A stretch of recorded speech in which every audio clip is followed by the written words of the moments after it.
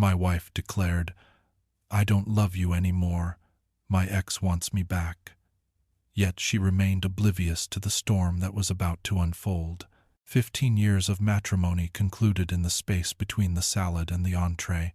Wesley adjusted his tie, his demeanor unwavering, while Clarissa nonchalantly glanced at her phone and declared, "I don't love you anymore. My former partner wishes to rekindle our relationship." The carefully orchestrated anniversary dinner he had envisioned for weeks crumbled in an instant, the flickering candlelight illuminating his wedding band, while her finger lay untouched, devoid of any ring. It had been taken away days prior. Wesley settled the bill with unwavering hands, even as his world crumbled around him. As he drove home in solitude, memories flooded his mind. He passed the nursing school where he had been her steadfast companion during those late-night study sessions, the clinic where he had offered his hand to hers during her mother's treatments, and the bank where they had taken the significant step of opening their first joint account together. Their wedding photo lingered on the dashboard, while the lights of Denver blurred through his unshed tears.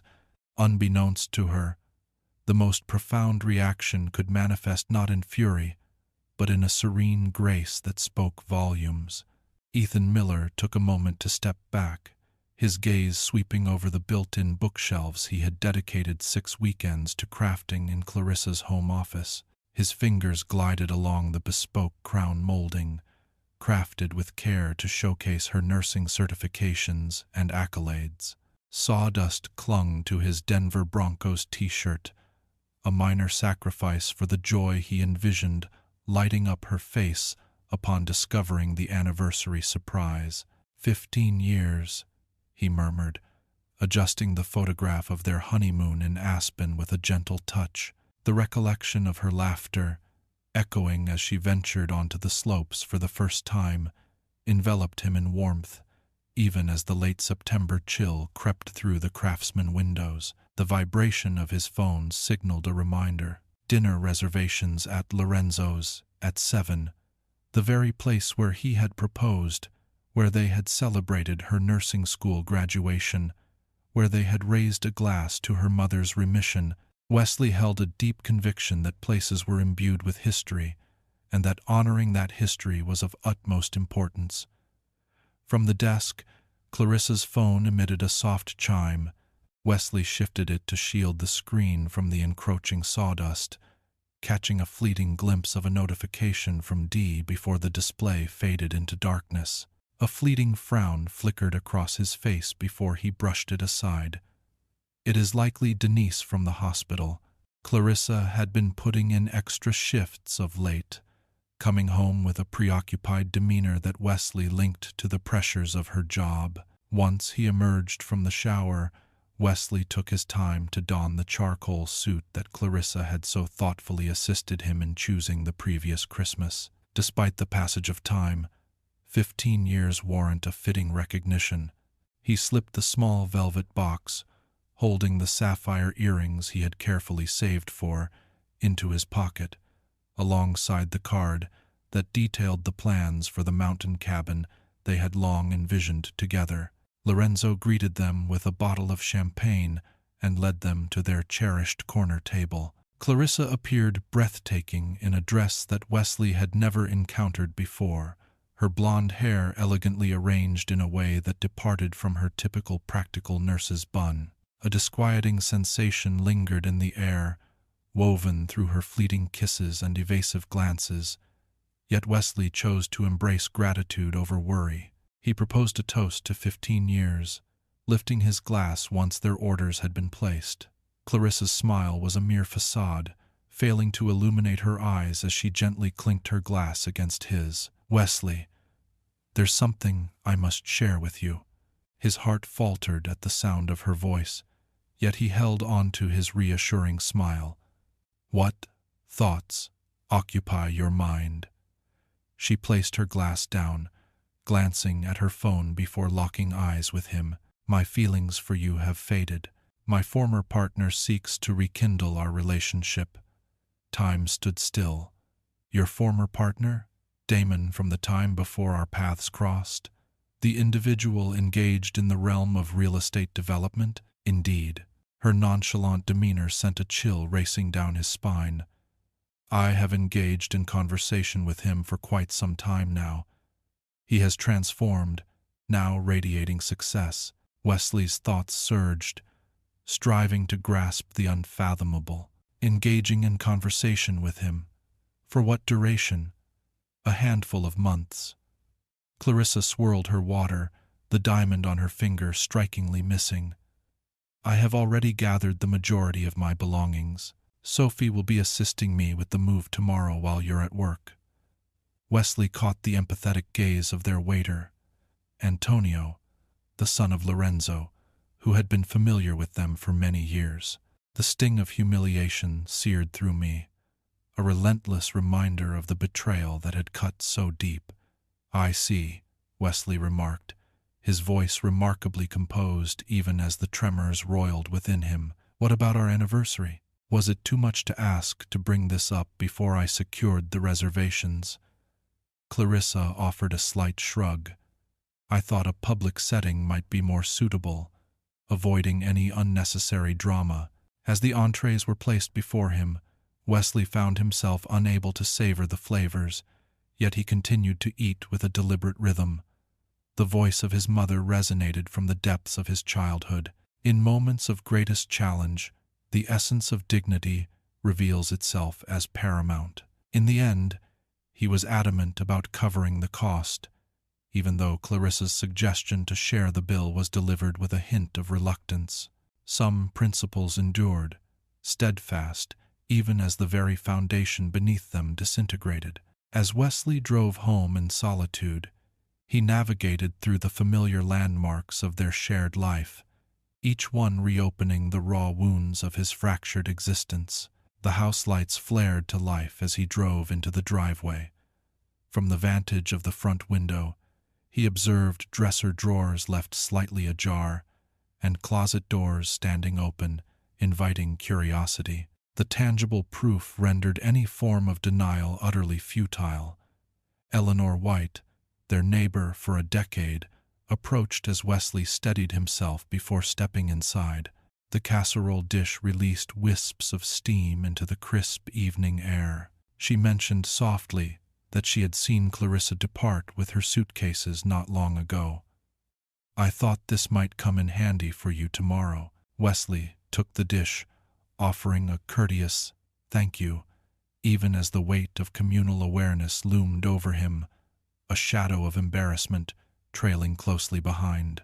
Within the confines of the house, an emptiness lingered in the air. Wesley traversed from room to room, meticulously documenting the voids left behind, her cherished novels, the heirloom clock from her grandmother, the luxurious fragrance he had gifted her the previous Christmas. In the dim light of their bedroom, her wedding ring lay on the bathroom counter, resembling forgotten jewelry after a weary day.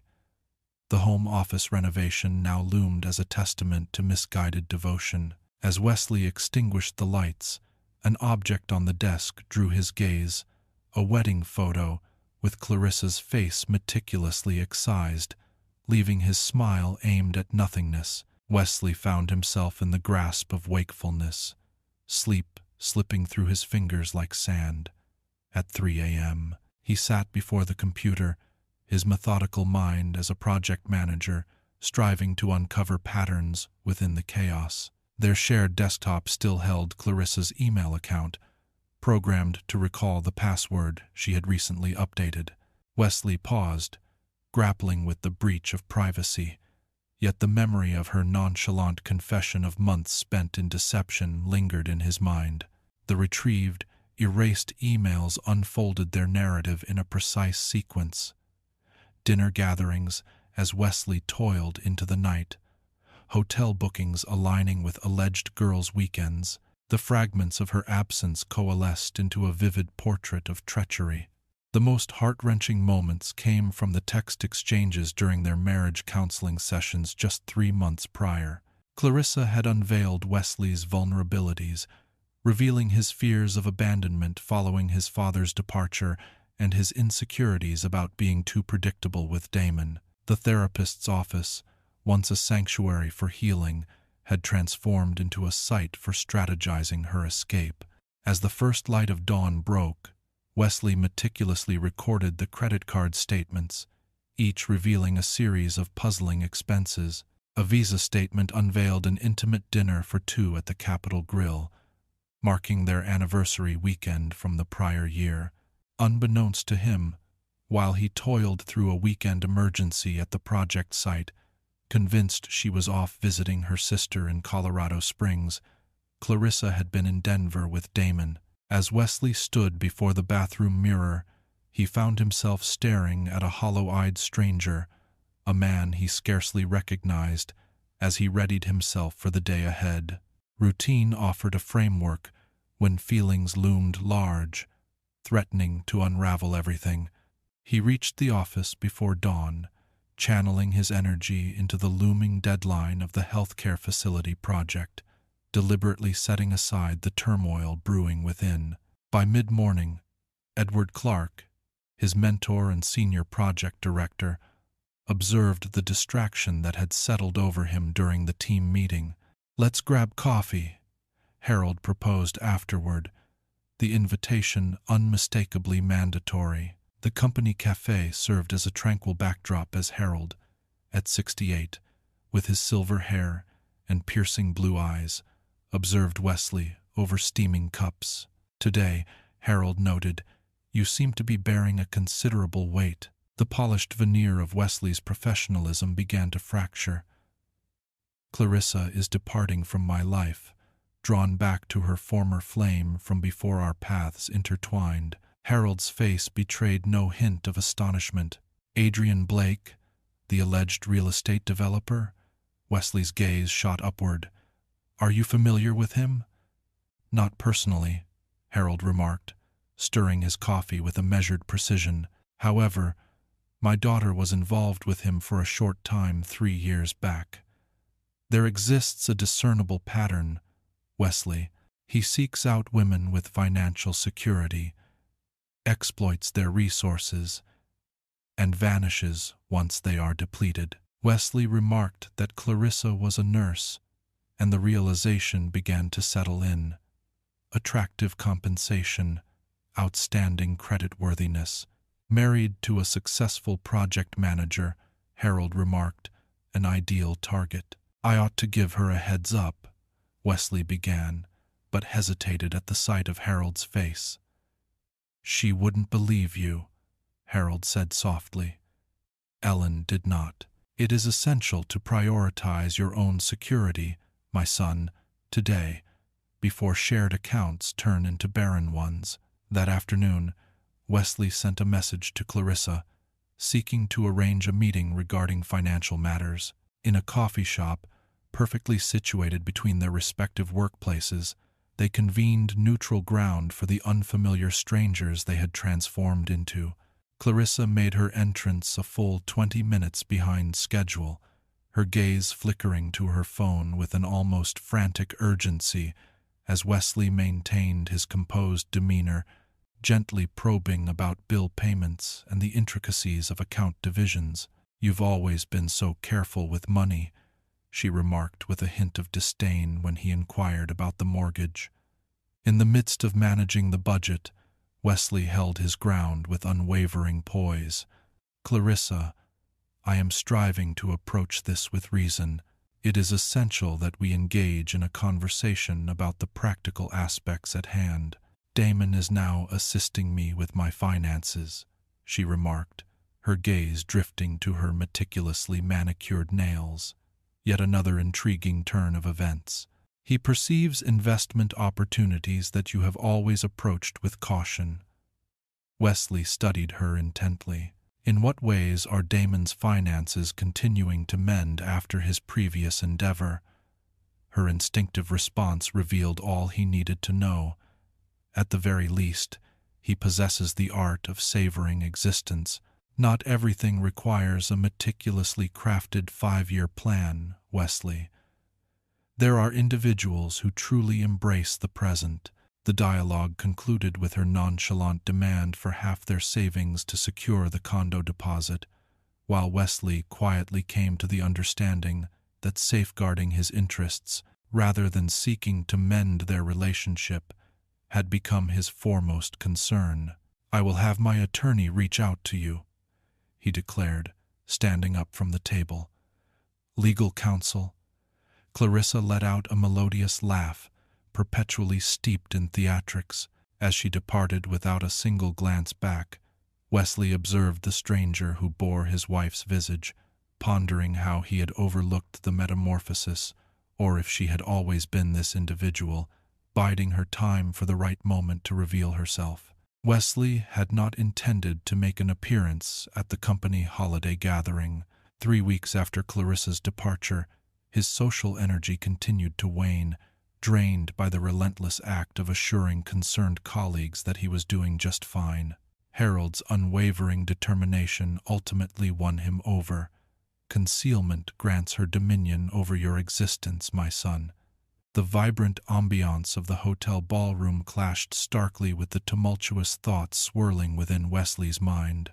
Colleagues extended quiet gestures of solidarity, stronger handshakes, fleeting touches on the shoulder, and dialogues that deftly skirted the realm of personal affairs. Wesley exhibited a commendable level of engagement, a talent refined over years spent in client meetings amidst personal challenges. Then Clarissa entered, glowing in a red dress he had never encountered before, accompanied by Mike from accounting as her date. Trailing behind them was a tall figure, his expertly styled gray hair and tailored suit exuding an air of success that felt devoid of true substance. Wesley identified Damon from vintage photographs, now evolved into the quintessential embodiment of refined midlife success. Wesley's bid for freedom crumbled as Mike navigated straight toward him. "Wesley, your project management on the medical center is commendable, and your innovative approach to the supply chain challenges is truly impressive."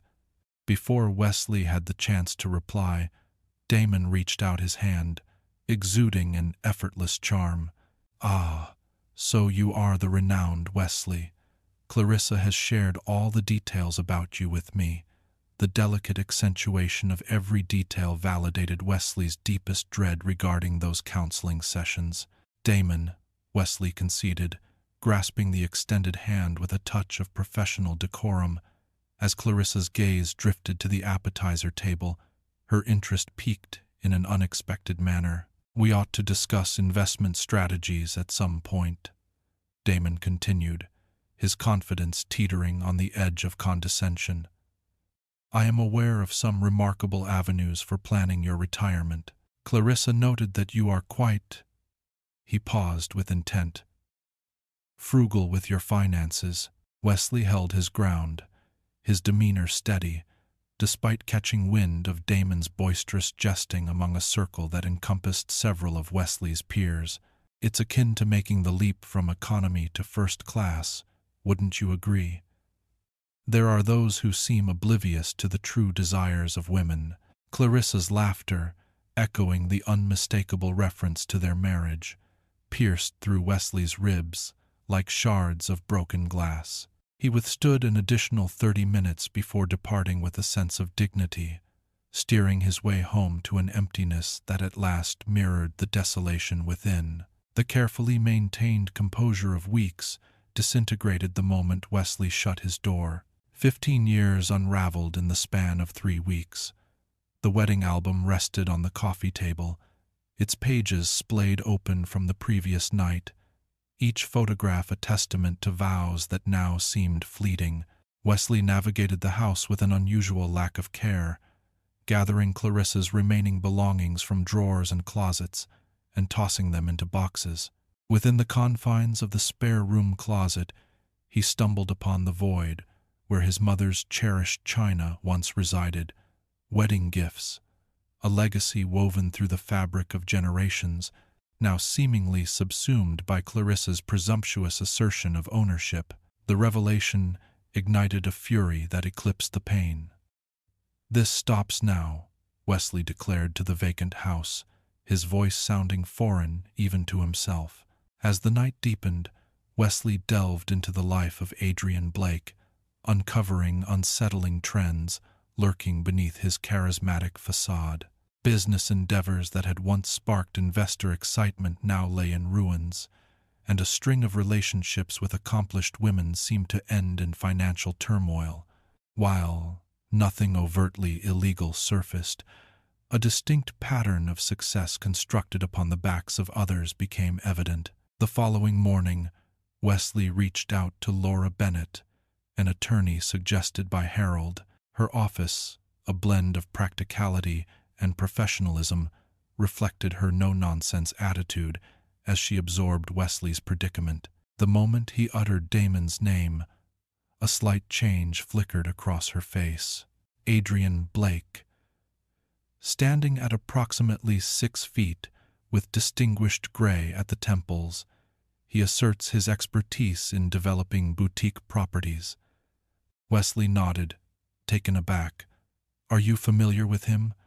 "Not on a personal level," Sarah replied, her hand moving toward the file cabinet. "However, I've represented 3 women who were involved with him in the last 5 years. She set a folder down on the desk. Every instance was marked by intricate financial ties, leading to a notable erosion of assets. He navigates the terrain with caution, ensuring he remains firmly within the confines of the law. The acknowledgement of his worries offered little solace. "What should I do?" "Immediate financial separation," Sarah suggested. "Revise passwords, segregate accounts, catalog assets. I will initiate divorce proceedings, citing irreconcilable differences. This approach is far more straightforward than allegations of infidelity, which demand evidence and tend to complicate matters." As Wesley departed from her office, clutching a well-defined action plan, Sarah remarked, "Mr. Grant, ensure that every detail is recorded, particularly concerning family heirlooms. The division of property becomes intricate when it involves items of sentimental value." Wesley nodded, his voice imbued with newfound determination. "I refuse to be a victim again." As he stepped into the executive conference room, he braced himself for the anticipated news of layoffs. The healthcare division of the company had encountered budget limitations, and as a mid-level project manager, he had steeled himself for the eventuality. In a surprising turn, CEO Andrew Miller and Operations Director Linda Chen greeted him with an unexpected warmth. "Wesley, your management of the Memorial Hospital project, in spite of the supply chain challenges, truly impressed everyone," Richard started. "Especially your guidance when the structural challenges arose during construction." Patricia nodded. "You upheld team unity amidst intense pressure while adhering to budget constraints. That's precisely the quality we seek in our senior project director role." Wesley absorbed their words thoughtfully. "Senior director, but Harold is retiring next month," Richard concluded. "He specifically recommended you as his successor. The role comes with a 30% salary increase, a bonus structure, and an expanded team." The triumph in the professional realm, juxtaposed with the turmoil of personal loss, gave rise to a profound sense of cognitive dissonance. Wesley briefly imagined how Clarissa would respond to news that would forever remain beyond her grasp. Her departure had come just weeks before his rise to power. "I appreciate the confidence," Wesley remarked, his professional training prevailing over the inner chaos. "I'd be honored to accept." The meeting wrapped up with firm handshakes and swift plans for transition. As Wesley strolled back to his office, his phone vibrated with a message from the attorney. "Divorce papers served. She has requested a negotiation meeting." The contrast between professional assent and personal unraveling struck him as profoundly ironic. That afternoon, Wesley met with Emily Wu, the financial planner suggested by Harold. Her methodical approach struck a chord with Wesley's project management perspective. "Considering your new role, we ought to reorganize your investments and retirement planning, Vanessa suggested, as she began to create distinct folders on her tablet. The divorce proceedings will dictate the division of assets, yet we can enhance your standing right away. Following that, Ryan Mitchell, Eleanor White's son, and a real estate agent with expertise in Denver's urban renewal neighborhoods took the stage. Currently, the housing market is leaning towards sellers, Martin articulated. You could sell the house for a considerable profit and consider downsizing for a while. I can't envision holding on to the house, to be honest, Wesley admitted. There are just too many memories attached, Martin responded with a sympathetic nod. An exceptional apartment building awaits in Lodo, a transformed warehouse space just a stroll away from your office, with several units ready for immediate occupancy. Wesley's third appointment that week was with Dr. Collins, a therapist renowned for guiding individuals through life transitions.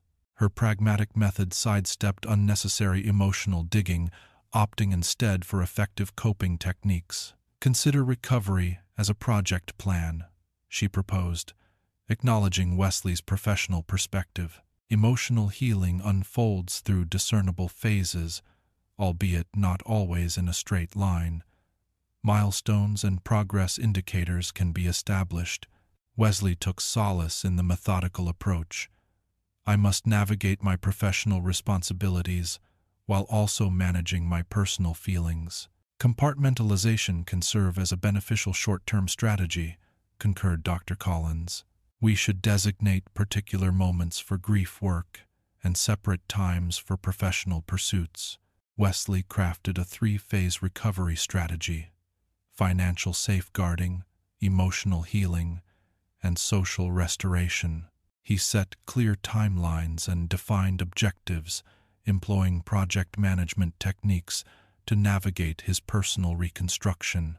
The Lodo apartment, as Martin revealed, showcased sleek architectural lines and an urban efficiency that was hard to overlook, while the building's contemporary security system and its closeness to work presented undeniable practical benefits.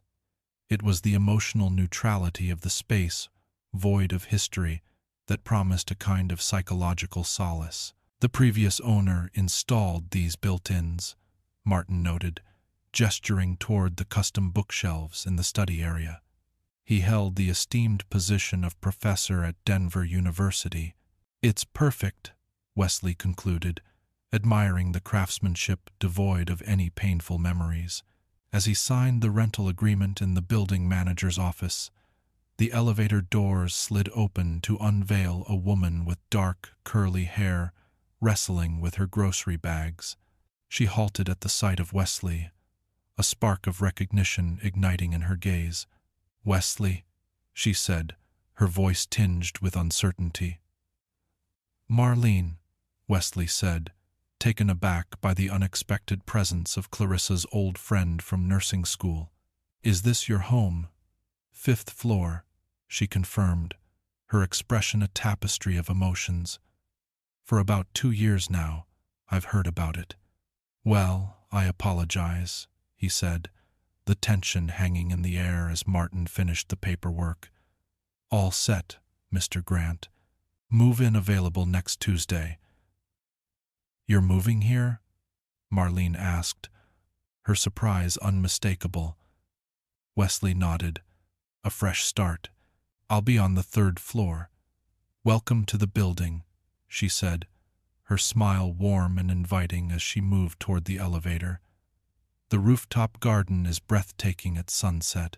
As Wesley observed the elevator doors slide shut, a flicker of curiosity ignited within him an interest in the future, a small departure from the weight of his unraveling marriage and the burdens of the past. 3 weeks into his new role, Wesley had cultivated routines that carried him through the tumult of the divorce proceedings. Morning runs along the river precede the workday, where productive hours are spent guiding his growing team. Evenings are a blend of therapy sessions, organizing the apartment, and the occasional dinner with Harold, as the once empty space slowly evolves into a personal sanctuary. As Wesley meticulously examined the project timelines, a gentle knock from his assistant interrupted his concentration. Amelia Miller is here to see you. She doesn't have an appointment." The sudden arrival jolted Wesley's senses, yet he held on to his composed exterior. "Please show her in." Clarissa stepped inside, appearing less refined than she had at the holiday gathering. Her designer purse stood out against her somewhat worn attire. "Wesley, it seems you've been overlooking my calls. All communication should go through our attorneys," Wesley reminded her. His posture relaxed as she settled into the chair opposite his desk. "I didn't realize you'd been promoted," she remarked, her gaze wandering around the corner office that offered a sweeping view of downtown Denver. "Congratulations." "Thank you," Wesley responded with a quiet sincerity. "What brings you here, Clarissa?" Her confident facade wavered just a touch. "There have been some unforeseen expenses with the condo. The mortgage approval process is stretching out longer than anticipated, and Damon's investment partners are lagging behind with their funding round." Wesley remained patient, compelling her to express her intentions clearly. "I need to access our savings account," she finally declared, "just temporarily, until things stabilize. After 15 years of companionship, surely you can lend a hand during this transition." Wesley fixed his gaze upon her with unwavering intensity. "The savings account is a crucial element in the divorce negotiation. My attorney has suggested a just division of assets, but I need it now," Clarissa pressed, leaning in closer. "After everything we've endured." "Indeed," Wesley interjected softly, "after everything we've endured." Her demeanor transformed from coaxing to exasperated. "You're acting out of spite." "I'm acting out of concern," Wesley clarified. "The accounts are divided while we await the divorce settlement, as per legal advice. I won't be discussing this any further outside of that process." Clarissa rose to her feet with sudden determination. "You've changed." "Indeed," Wesley replied with a quiet acceptance. "I have." Wesley appeared composed, yet her departure left him profoundly shaken. 15 minutes spent on breathing exercises, guided by Dr. Collins, brought him back to a state of equilibrium just in time for his next meeting. That evening, he brought up the encounter in his therapy session. "You upheld your boundaries in the face of emotional pressure," noted Dr. Collins. "That marks a notable advancement." The week that followed ushered in a surge.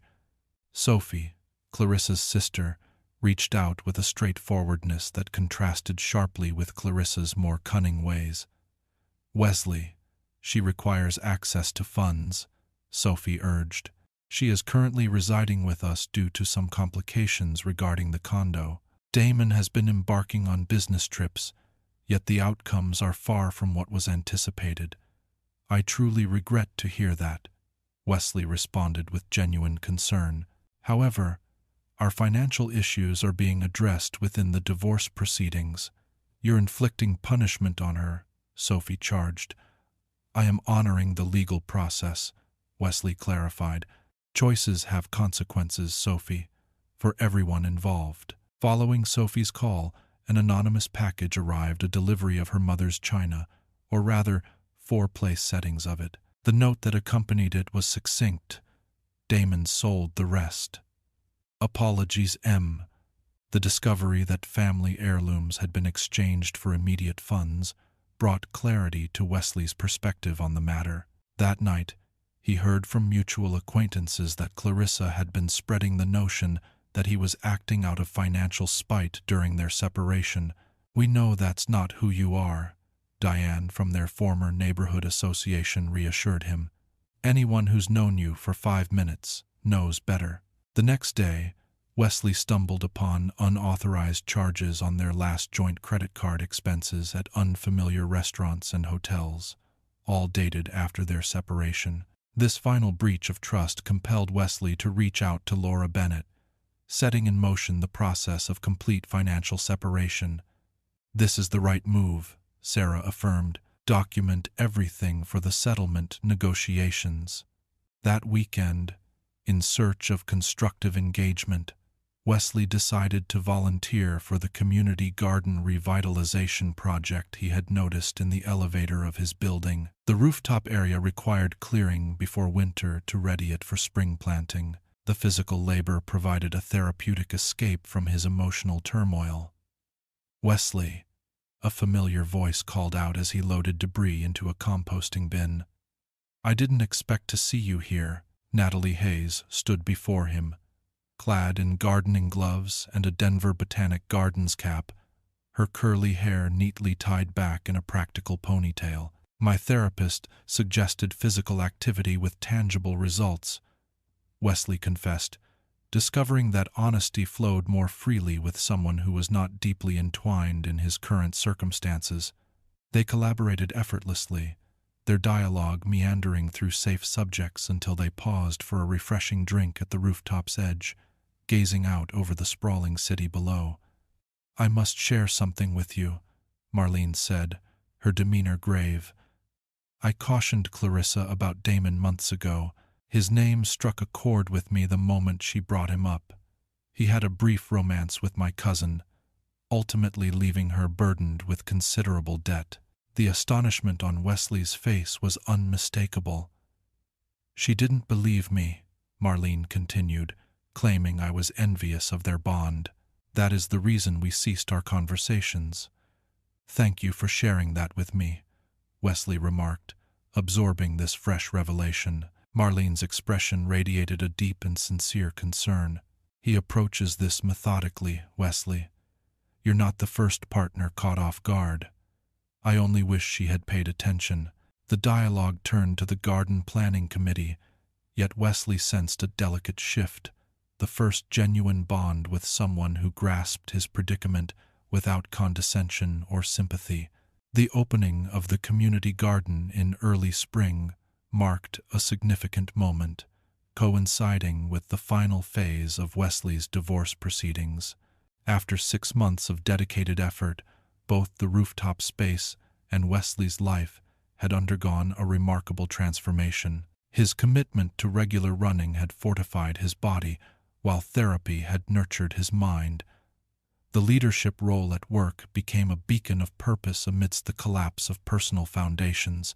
The garden dedication ceremony showcased Wesley and Marlene, who stood proudly among the planning committee members, receiving accolades from the building association. Their friendship blossomed effortlessly through collaborative projects and shared dinners, where conversations meandered from books and films to deeper, more personal reflections. Her candid demeanor and appreciation for measured tempo provided a welcome relief amid the unraveling of his marriage. Following the ceremony, Harold drew near, bearing tidings that rippled through Denver's professional landscape. "I've got something you ought to hear," he murmured. Adrian Blake slipped away 3 days prior, draining his accounts and fading into the ether. It seems he had been relying on Clarissa's nursing salary and credit to support a series of unsuccessful ventures. Wesley took in this information, his feelings a tangled web of vindication devoid of any joy. "Is Clarissa all right?" "Financially devastated from what I hear," Harold replied. "She is currently residing with her sister. The condo deal fell apart months back. It was never actually purchased." Later that evening, as volunteers reveled in the garden's opening with a rooftop dinner, Wesley found himself standing next to Marlene at the building's edge, the city lights sprawling beneath them. "I knew about Damon," Marlene confessed softly. "It's widely discussed throughout the nursing community. Clarissa had exhausted her credit, taken loans against her 401k, and even parted with cherished family possessions in a desperate bid to alleviate his fleeting cash flow crisis." Wesley let out a heavy sigh, his gaze fixed on the mountains etched against the fading light of the sunset. "I had a feeling something like this was unfolding." "I attempted to caution her," Marlene replied, her voice laced with regret. Months before she left you, she accused me of trying to undermine her happiness. As darkness enveloped them, their dialogue deepened, shifting from Clarissa to the intricate tapestry of their own histories and viewpoints. Wesley discovered a genuine laugh escaping him as Marlene shared her dry observations on the politics of hospital administration, a sound he hadn't heard in months. "This is nice," he remarked, surprising himself with the honesty of his words. Marlene's smile conveyed a depth of understanding that transcended mere words. "Yes, it island." 3 days later, Sophie arrived at Wesley's office without warning. Her demeanor was devoid of the tension that had marked their earlier encounters. "I need to return these," she stated, setting a small box on his desk that held his mother's silver napkin rings and his grandfather's pocket watch. "I discovered them when Clarissa took up residence with us."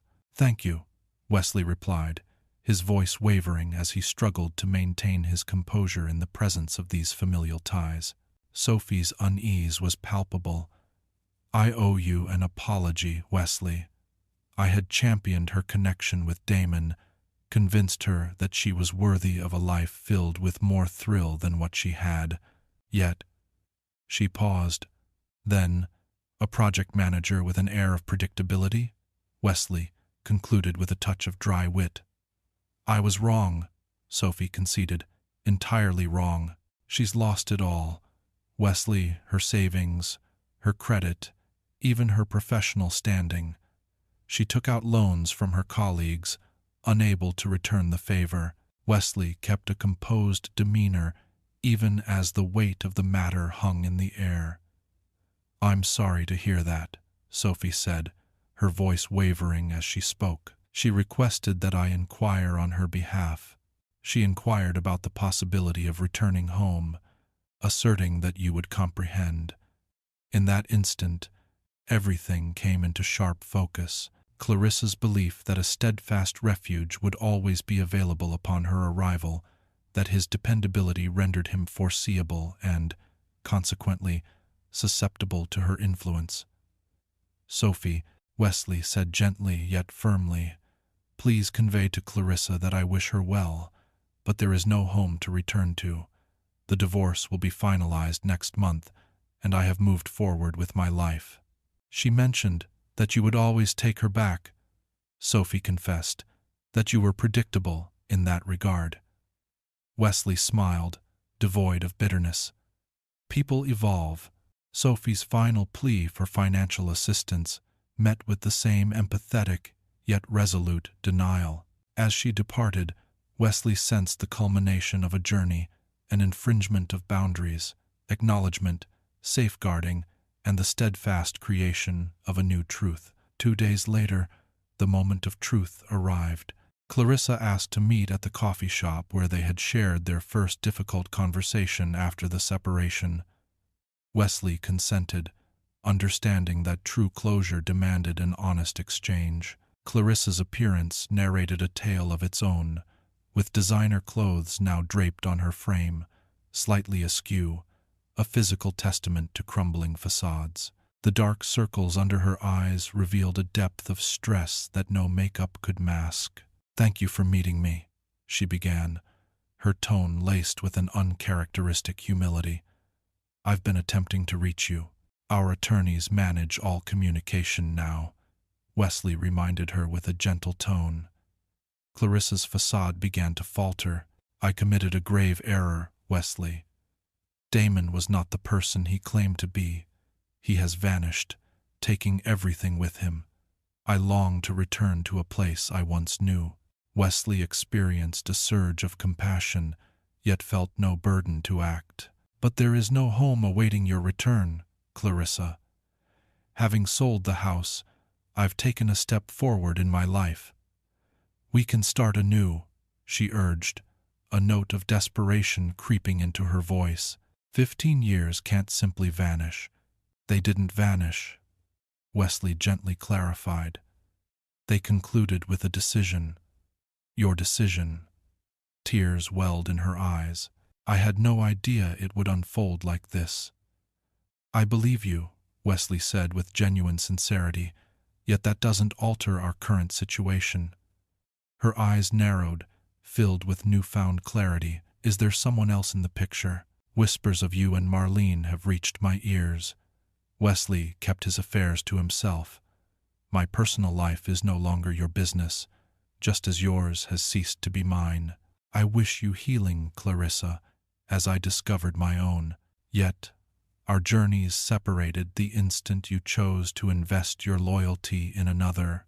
That farewell carried a sense of closure, devoid of malice. As Wesley exited the coffee shop, he noticed Marlene standing across the street, just as they had planned. Her reassuring presence, unforced and respectful, embodied the new foundation of their relationship. When she grasped his hand, the act felt both instinctive and fresh, marking the start of something forged from mutual desire rather than duty or past ties. As summer enveloped Denver, the city's scenery shifted, mirroring the new rhythms that emerged in Wesley's life. The rooftop garden thrived, nurtured by the community's collective effort, much like his unforeseen bond with Marlene. Their relationship blossomed at a gentle pace, with dinner conversations evolving into profound exchanges, weekend hikes through the foothills, and tranquil evenings spent unraveling professional hurdles and personal beliefs. One evening, while they meticulously arranged planters on Wesley's balcony, Eleanor White arrived with housewarming cookies, having kept in touch despite his relocation from the neighborhood. You two work well together, she remarked, noting their effortless coordination. Some people just fit, don't they? Her words echoed in the air long after she had left. Wesley recognized that the effortless connection they shared stood in stark contrast to the strained performance his marriage had devolved into over the years. Marlene's straightforward manner of communication removed the uncertainty that had long plagued his relationship with Clarissa. When the final divorce papers came, Wesley experienced an unexpected sense of relief instead of sorrow. The document signified not merely a conclusion, but the liberation to construct anew upon more resilient foundations. "How do you feel about it?" Marlene inquired that evening as they busied themselves in his kitchen, her presence now a reassuring constant. "Whole," Wesley replied after a moment of reflection. As if sealing the final chapter of a story that demanded resolution, Marlene nodded, grasping the essence without the need for intricate details, a testament to the depth of their bond. The subsequent week, Wesley and Harold engaged in their customary monthly lunch, a ritual that had transformed from mentorship into a genuine friendship following Harold's retirement. "You look good, son," Harold remarked, his eyes reflecting warmth. "Improved from the last time I laid eyes on you since this all began." Wesley nodded, recognizing the path we've traveled. "I never anticipated feeling thankful for what once appeared to be a disaster.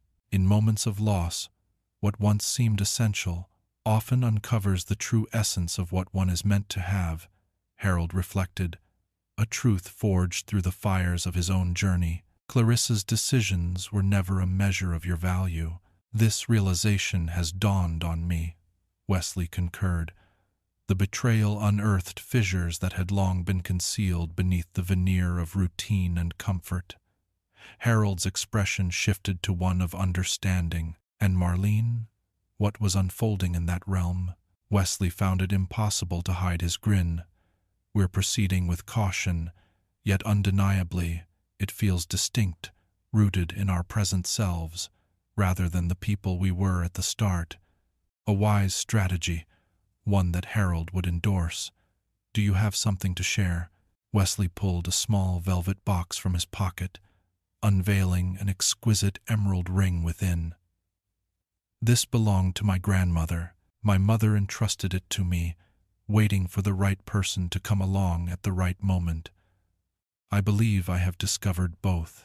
Their dialogue meandered towards Harold's impending retirement adventures, yet Wesley's thoughts would intermittently drift back to the ring and what it represented, a second chance forged from experience rather than the naivety of youth. That weekend, the community garden buzzed with excitement for its inaugural harvest celebration. Wesley and Marlene made their entrance early, eager to assist with the preparations, collaborating with neighbors who had transformed into friends through months of collective nurturing. As the sun dipped below the horizon, casting a warm glow over Denver's skyline, Wesley guided Marlene to the garden's eastern corner, where fragrant herbs evoked memories of her New Mexico childhood. "I have something to ask you," he started, a wave of nervousness washing over him despite their deep bond. Marlene's face softened, a flicker of understanding passing through her as she sensed the weight of the moment. "I'm listening." Wesley took her hand, the rehearsed words slipping away in the face of raw honesty. "You've revealed to me the essence of partnership, supporting one another without losing oneself, communicating openly without deceit, caring deeply without tallying favors. I cherish who I become with you and who you are alongside me." As he knelt and unveiled the ring box, Marlene's eyes sparkled with emotion. "Wesley, I realize it hasn't been long," he admitted. "Yet at our age, when you know, you know. Natalie Hayes, will you marry me?" Her exuberant acceptance elicited applause from the garden committee members who had quietly assembled nearby. The celebration blossomed unexpectedly into an impromptu engagement party as neighbors unveiled the refreshments meant for the harvest festival. From the edge of the roof, Wesley caught sight of a familiar figure lingering on the street. Clarissa stood on the sidewalk below, taking in the festivities. Their gazes locked for a fleeting moment across the expanse, a silent communication that needed no articulation. As the night unfolded and the festivities began to fade, Wesley and Marlene found themselves at the garden's periphery, the twinkling city lights below resembling a constellation of terrestrial stars. "Are you okay?" Marlene inquired gently, her attention drawn to the earlier interaction with Clarissa. Wesley pondered the question with sincerity. Indeed, encountering her was unlike what he had anticipated. There was no trace of anger, only an acknowledgement of the journey that had unfolded between them. "Closure," Marlene suggested, her shoulder brushing against his. "More like confirmation," Wesley replied thoughtfully. "Confirmation that our paths diverge for reasons we may not grasp until much later." The subsequent week ushered in a triumphant conclusion for Wesley's team with the medical center project, culminating in a ribbon-cutting ceremony that celebrated his leadership with public acclaim. Observing the pride radiating from his team members, Wesley pondered the parallel growth of his professional confidence and personal recovery. "Your team truly respects you," Harold remarked, attending as Wesley's guest. "That's earned, not given." Wesley acknowledged the invaluable lessons learned from the best, his gratitude for the mentorship that had guided him through his darkest hours evident. As the evening unfolded, Wesley and Marlene set about planning their wedding, envisioning a simple ceremony that would embody their shared values rather than conform to societal expectations.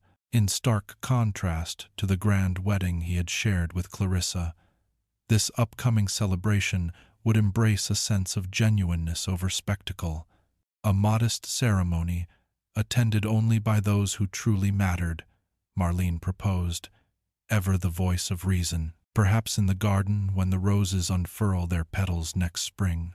Wesley found this idea delightful, grateful for her resonance with his own desires. As they set about the task of addressing wedding invitations the following weekend, Wesley thoughtfully included one for Sophie and her husband, inscribing "guest" on the envelope, a gesture that left a door ajar, respectful and unassuming.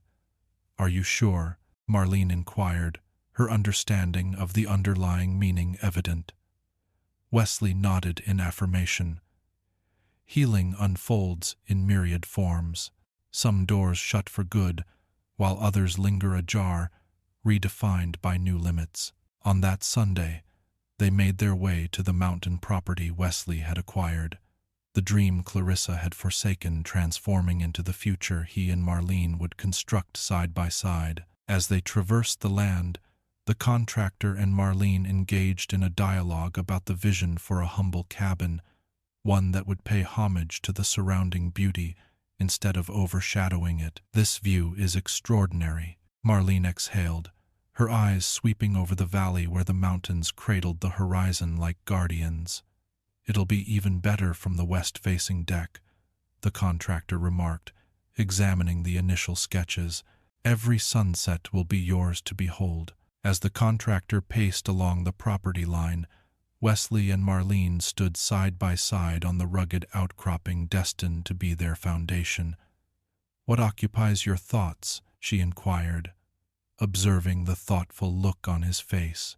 Wesley pondered resilience, contemplating how we reconstruct after a fall, often forging something more robust than its predecessor. The crisp autumn air wafted the fragrance of pine and potential as they delved into the tangible elements of the building process timeline, materials, budget. Their joint effort in these discussions mirrored the partnership they had nurtured, with each voice adding to the chorus without overshadowing the others. That evening, in the heart of Denver, an unforeseen guest arrived at Wesley's apartment building. It was Dr.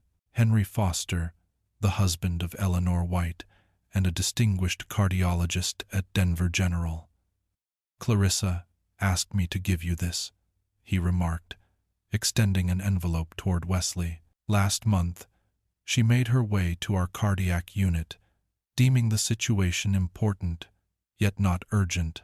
Within the envelope, Wesley discovered a straightforward note paired with his mother's wedding band, a piece that had vanished along with other cherished family belongings during Clarissa's exit. "This belongs with your family's history, not mine. I discovered it among the items Damon had gathered for sale. I apologize for all that has transpired, wishing you happiness." See, the return of this final family connection marked the completion of a circle. Wesley tucked the ring into his desk drawer, nestled beside his grandfather's pocket watch and his mother's napkin rings, artifacts of continuity destined to be passed down through generations. Later that week, Wesley received word that the divorce had been officially finalized. The moment felt perfectly aligned with the season as autumn wove its magic through Denver, leaves surrendering to the earth to nurture fresh beginnings. That evening, while he and Marlene nestled fall bulbs into their balcony planters, Wesley discovered a surprising absence of sorrow at the conclusion, replaced instead by a deep gratitude for the insight it brought. "Spring flowers require winter's slumber," Marlene noted, gently covering the dormant bulbs with soil. "Some beauty demands a period of darkness before it can bloom." Her insight transcended the realm of gardening. As twilight enveloped the city, Wesley stood on the balcony, his arms encircling her shoulders, a wave of gratitude washing over him for this unforeseen second chance. "I never imagined I would experience this feeling once more," he confessed softly, a sense of happiness intertwined with tranquility and wholeness. Marlene shifted in his arms, her face mirroring the serenity he felt. "The strongest foundations are constructed gradually, each brick laid with intention and care." With the chill of winter drawing near, they meticulously crafted their wedding plans for the upcoming spring ceremony, opting to unite their lives in Marlene's more spacious apartment until the mountain cabin was ready. The thoughtful blending of their existence, furniture, books, and daily rituals unfolded with a graceful ease. Every compromise was achieved through a dialogue marked by respect and understanding. "It shouldn't be this easy," Wesley remarked one evening as they arranged their combined book collection. "It isn't easy," Marlene corrected with her characteristic directness. "It's intentional. Each day, we actively make this choice, rather than succumbing to mere patterns." Her insight illuminated the distinction that set their relationship apart from his marriage, the intentional decision made daily, as opposed to the inertia of the past. Surrounded by half-unpacked boxes in their shared space, Wesley came to understand the significant contrast between a relationship founded on routine and one forged through conscious intention. "I choose this," he said simply, his declaration serving as both acknowledgement and promise. Marlene's smile mirrored an understanding of the deeper meaning woven into his words. "So do I, every day. The caliber of our decisions shapes the essence of our existence, a reality that sharpens in focus as time unfolds." Standing alongside Marlene on the mountain property destined to be our sanctuary, I can distinctly map the journey from ruin to rebirth.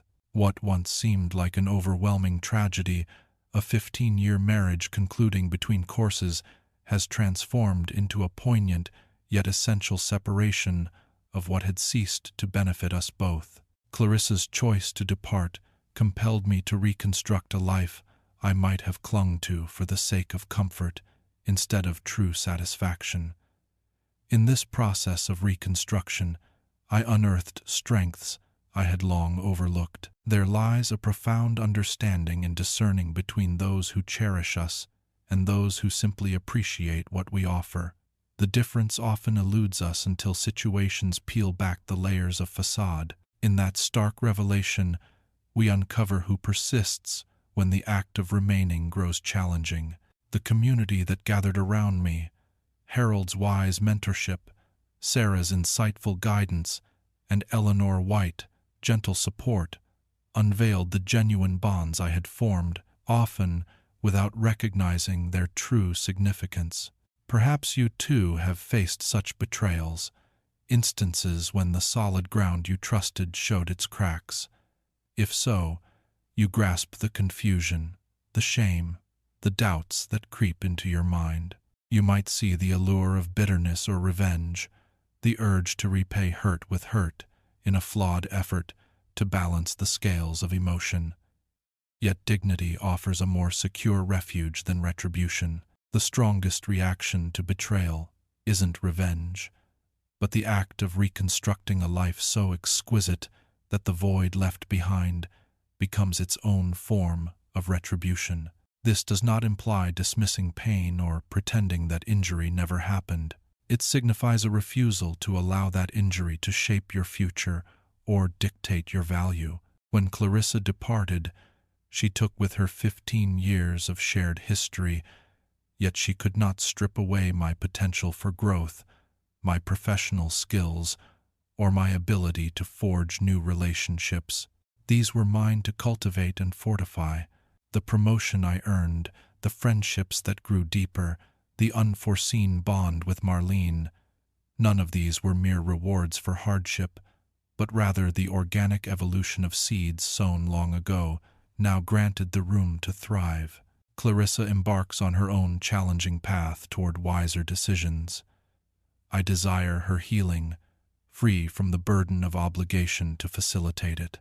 Our journeys have irrevocably parted due to our shared decisions, hers to depart, mine to progress rather than regress. Grasping this difference has freed me from the chains of resentment and the illusions of false hope. Marlene and I envision a plan that signifies more than mere physical shelter. It embodies a profound rebirth, a structure erected upon sturdier foundations than those of my past. Its design is a testament to lessons learned through struggle, embracing transparency where once there was only obscurity. Transparent dialogue replaces the shadows of assumption. Shared encouragement fills the void of past disparities. Occasionally, what we view as conclusions transform into surprising new chapters. The meticulous unraveling of the past paves the way for future possibilities. Within this newfound space, through patience and insight, we can forge relationships grounded in mutual respect, transcending mere convenience or historical ties. Embracing loyalty as a commitment rather than a transactional exchange. The fundamental lesson I have gleaned from this journey is that, although we cannot dictate the choices of others, we hold complete dominion over how we respond to those choices. Within that response resides our strength, our dignity, and ultimately our tranquility. I opt to construct rather than dismantle, to cultivate rather than shrink, to advance rather than stay anchored to what has been lost. This decision alters everything,